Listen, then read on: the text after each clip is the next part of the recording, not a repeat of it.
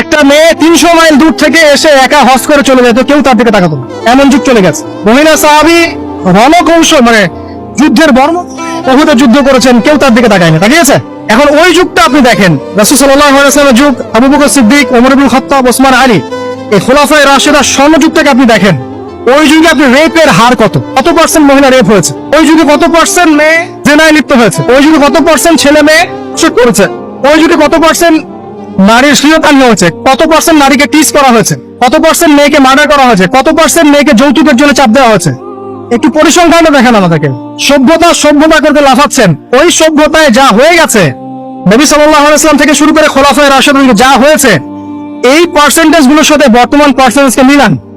যেই মানুষের ক্ষুদ্র জ্ঞানে মানুষ ব্যাকটেরিয়া ভাইরাস নিয়ে গবেষণা করতে হিমশিম খেয়ে যায়, সে মহাবিশ্বের স্রষ্টা নিয়ে কিভাবে গবেষণা করবে? আল্লাহ পাকের অসীম জ্ঞানের সামনে আমার জ্ঞান কি? খুবই ক্ষুদ্র।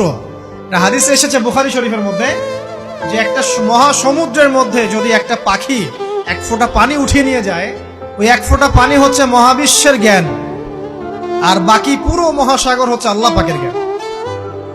মায়ের পায়ের নিচে সন্তানের বেহেশত, মার যদি চরিত্র খারাপ হয় তাহলে কি হবে? আসলে